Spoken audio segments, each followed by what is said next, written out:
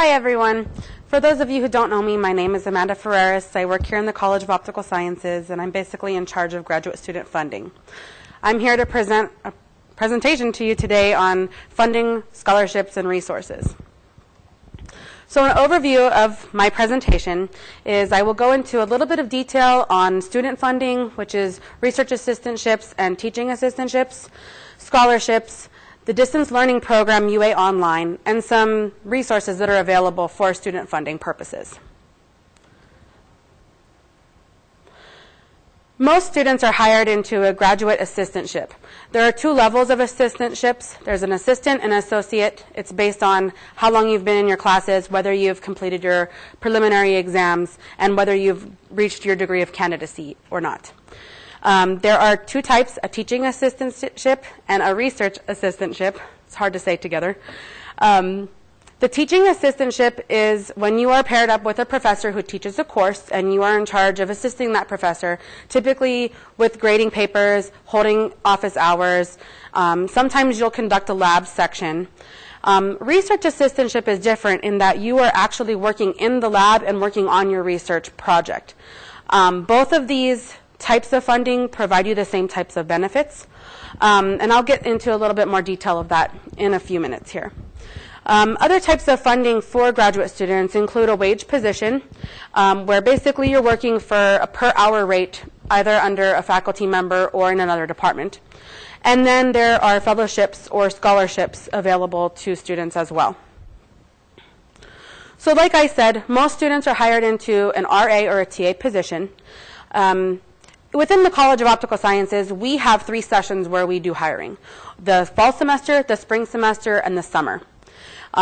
Primarily, RAs and TAs are offered only in the fall and the spring semester, and during the summer session, you will be paid on a per-hour basis, and there are no equivalent benefits that are awarded to you for that position. We also do conduct TA sign-ups. If you are interested in being a teaching assistant, we hold TA sign-ups for the spring semester in October, and in the fall semester the announcement goes out between March and April. We leave the TA sign-ups open for about 3 weeks. You can go in and sign up, let us know what classes you're interested in being a teaching assistant for, and then we assign the teaching assistantships after that. With an RA or a TA, there are specific benefits awarded to graduate students. Anytime you are placed on an RA or a TA position, you are offered an in-state tuition waiver. So that means that if you're paying out-of-state tuition and you're offered an RA position or a TA position, you're now awarded in-state tuition rates. If you are on a specific FTE, which is called a full-time equivalency, there are 2 that we offer in our college. A 0.25 FTE means that you're working 10 hours a week, and a 0.5 FTE means that you are working 20 hours a week. The 0.25 FTE covers half of your tuition, and then you get a stipend of about $4,000 on an assistant position. Those do come in as wages, so you get a check every 2 weeks. On the 0.5 FTE, you'll have your full tuition covered, and then your stipend is roughly double. It's about $8,000 every 2 weeks. That's at an assistant level. Once you are promoted to an associate level, you do get a pay increase. In addition to the tuition waiver, any RA or TA position is awarded the student-only health insurance benefits, so you will be in compliance with the federal law that you have coverage for your health reasons. And there are the same expectations for the FTEs. You are required to meet with your advisor if you're in a research assistant position. You're expected to work the number of hours that your FTE dictates. If you're in a 0.25, you are expected to work 10 hours a week. If you're in a 0.5, you are expected to work 20 hours a week.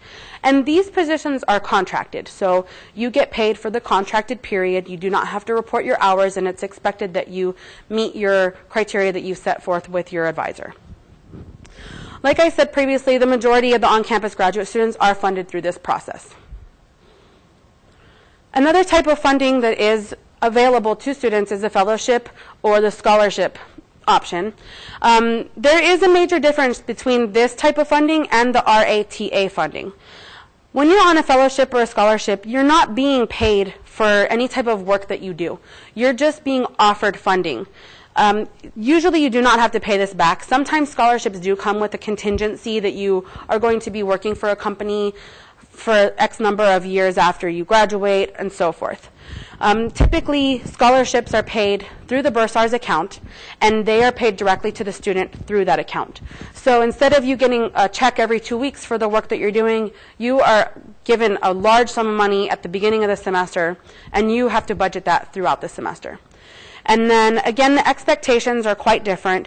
Each scholarship comes with its own expectations, so I greatly encourage everyone to read your requirements for your scholarship before you accept a scholarship. Some of them will require you to be enrolled in a certain number of units. Some of them will be requiring you to pursue an interest in a certain field.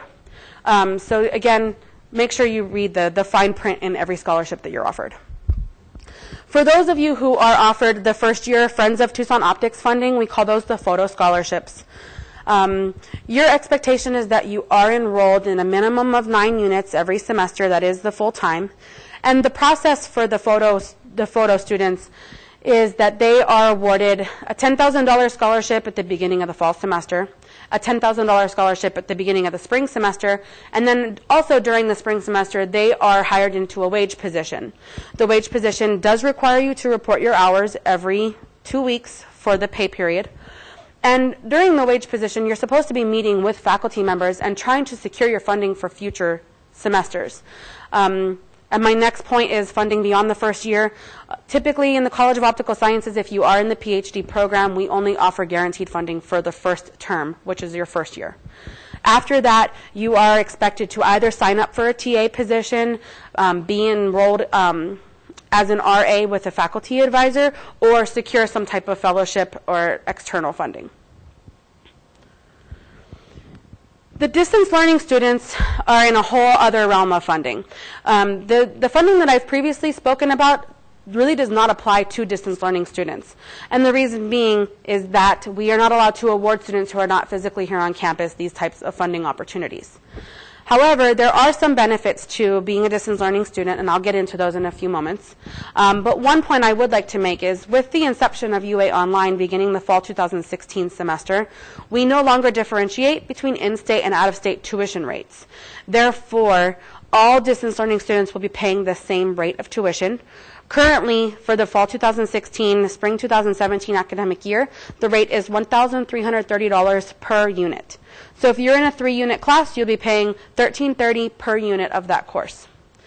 There are some resources for distance learning students. They're very difficult to find, and typically they are not held within the university setting. I would strongly suggest talking to any company that you're working for and asking them if they do have a tuition reimbursement program. That is what many of our students follow when they're in the distance learning program. Typically, if your company is reimbursing your tuition, you'll work with your HR representative and you'll work directly with the Bursar's office. I've provided their phone number here. And they will work with you to bill the company, or you'll pay your tuition and the company will reimburse you. Finally, I want to provide some useful resources to you. These 3 sites are very important for you to at least visit once to see what's available there. The College of Optical Sciences website is the first bullet point there. And that website does provide you an overview of any types of funding that we have available, internal scholarships, external scholarships that we have provided. And then it also provides information on the RA and TA deadlines, the forms you have to fill out, and some various information about other programs that are available. The graduate student funding page does provide a more generalized list of available scholarships and ways to be funded throughout the University of Arizona, whereas the optics one is primarily held within our college. The graduate college funding page expands your, I guess, the repertoire of scholarships that are available. Finally, there is the Scholarship Universe link at the bottom. I would encourage everyone to follow that. Fill out your profile. Excuse me. Fill out your profile, and it will match you up with any scholarships that you are deemed qualified for, and then you can apply for those individually. This presentation was mainly meant to provide an overview of the funding at the graduate college level here at the College of Optical Sciences. If you have any specific questions about funding, scholarships, research or teaching assistantships, please feel free to give me a call or send me an email.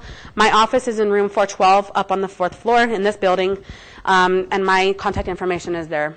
Thank you so much.